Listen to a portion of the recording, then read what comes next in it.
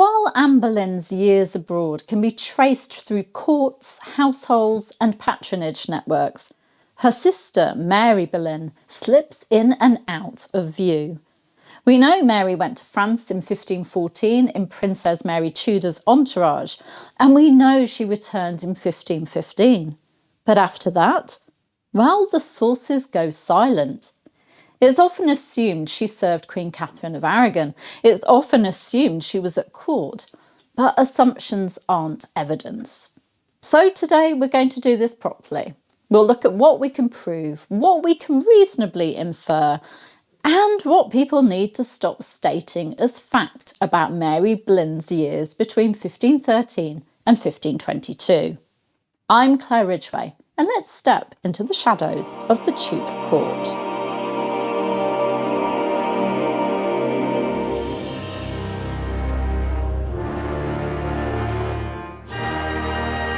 Before we begin though, do make sure you're subscribed and have hit the notification bell, because this is part of a bigger story and the next chapters get very interesting. To understand Mary Boleyn's lost years, we need to hold two timelines side by side. Anne's years are comparatively easy to describe: abroad, learning, absorbing, being polished into the woman who'd later electrify the English court. Mary's years are the opposite.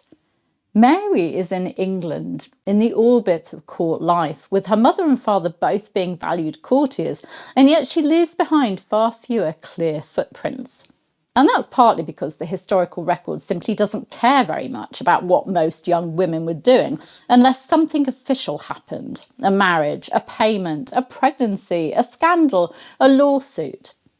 So let's start with the first solid anchor. Mary Boleyn was part of the entourage accompanying Henry VIII's younger sister Mary Tudor to France in 1514, when the English princess married the French King Louis XII.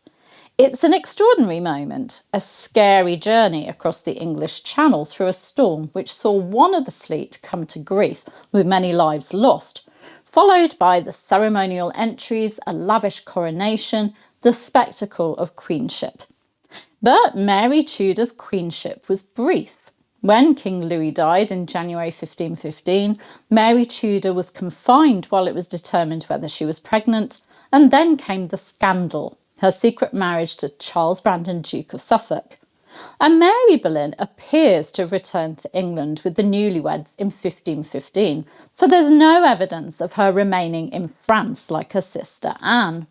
And this is the point where Mary Boleyn's reputation starts to unravel, because almost as soon as she disappears from the English record after 1515, some historians claim that she did something rather salacious.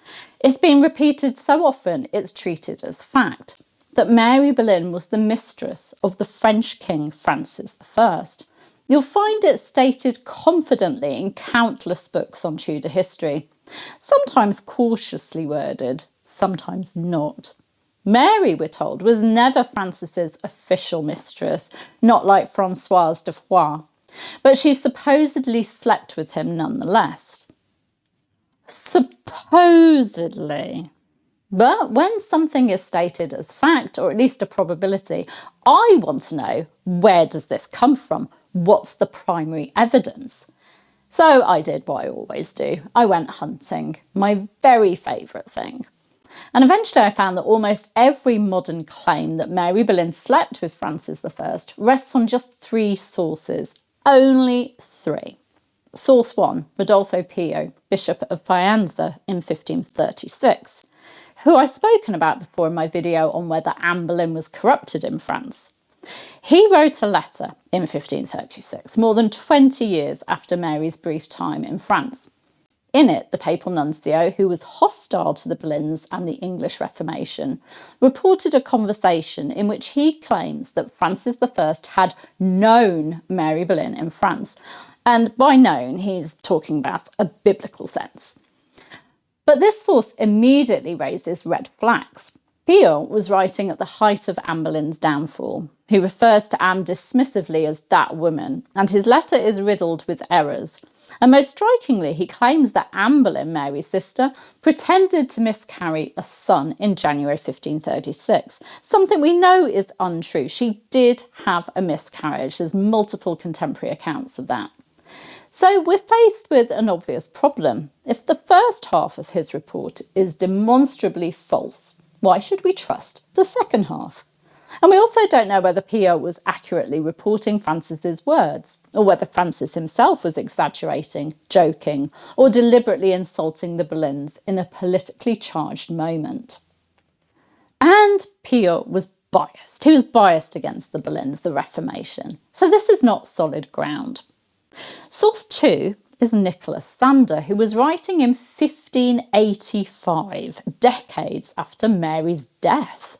Sanders describes an English mare and a royal mule, but he's not writing history in any modern sense. He's writing Catholic polemic, aimed at discrediting Elizabeth I by blackening the reputation of her mother, Anne Boleyn. And here's the crucial point. Sander is talking about Anne, not Mary.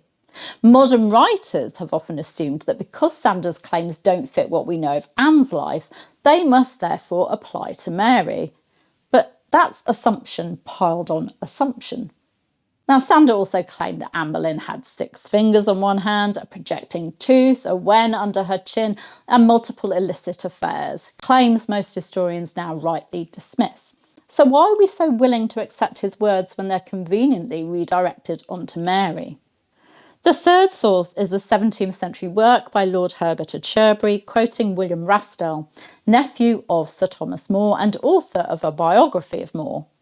Rastell was again referring to Anne Boleyn's supposed behaviour in France. Once more, this is late second-hand polemical material, anti-Protestant, not contemporary evidence of Mary's actions. So when you strip it all back, this is what we're left with. No contemporary French court records, no ambassadorial reports from the time Mary was supposedly involved with Francis I, no payments, no correspondence, no scandal recorded while she was actually in France. Just later voices, hostile voices, writing with agendas. And here's the thing that really bothers me.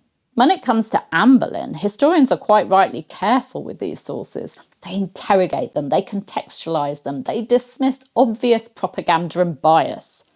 But when it comes to Mary Boleyn, suddenly the same sources are treated as credible. That's a double standard.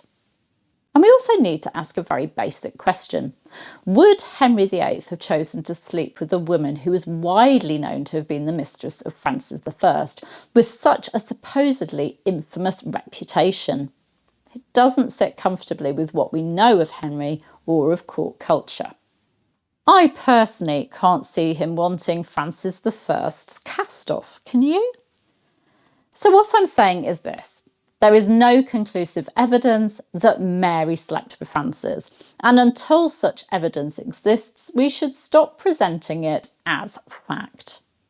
Mary Boleyn's life contains blanks, and it's far more honest to admit those blanks than to fill them in with recycled myth. Because this is how history gets distorted. Myth becomes history simply by being repeated often enough. And Mary Boleyn deserves better than that, don't you think? So if we set aside the idea of Mary Boleyn as the mistress of the French king, and I think we must, where does that leave us? Well, it leaves us in a place that historians often find uncomfortable, with possibility, not certainty. What we can say is that the records fall largely silent until Mary's marriage in 1520. We don't know where she lived, and although it's often stated that she entered Queen Catherine of Aragon's household, that remains an assumption, not a documented fact. What we do know is the world that Mary returned to. She came back to England at some point where her parents, Thomas and Elizabeth Boleyn, were valued courtiers, where family connections mattered enormously, where young gentlewomen of status were expected to be useful, socially, politically, dynastically, whether through service, marriage or patronage networks. So it is likely that Mary was serving at court. particularly as she becomes linked to the King of England. And that brings us to another tantalising question. Did Mary Boleyn have a sexual relationship with Henry VIII? And if so, when? Now, here's what we can say as fact. In 1527, after Henry VIII had set his sights on Anne Boleyn, he sought a papal dispensation to marry her. This dispensation was to cover an impediment of, and I quote, affinity arising from illicit intercourse in whatever degree, even the first. In other words, Henry had slept with someone closely related to Anne. Now, we know he wasn't referring to Anne's mother, Elizabeth Boleyn, because when Sir George Throckmorton mentioned rumours that the king had meddled both with the mother and the sister, Henry replied firmly, never with the mother. And there are further references too. Reports from Dr. Pedro Ortiz, comments attributed to Emperor Charles V, and the observations of the imperial ambassador Eustace Chapuis, all circling the same conclusion, that Henry had kept company with Anne's sister. So yes, we can take this as fact. Henry VIII did have a sexual relationship with Mary Boleyn at some point. But, and it's a very big but, the sources do not tell us when it happened or how long it lasted. And this is why so many writers have felt free to turn Mary into whatever they want her to be. The favourite mistress, the love of his life, the discarded romantic heroine. Oh, what tosh, to put it politely. There isn't one iota of evidence that Henry loved Mary, that she brought him peace, or that she was anything like the true love figure we find in popular culture.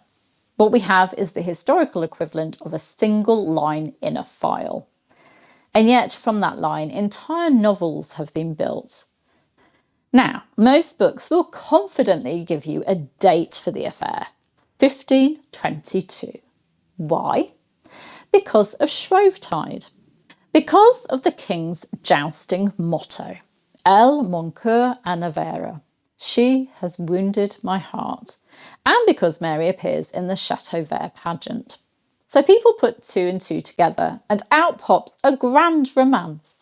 Mary wounded the king's heart. He pursued her, she became his mistress, and all of this happened right there in 1522, amid the comfits and allegory. It's romantic, it's dramatic, but it's not evidence.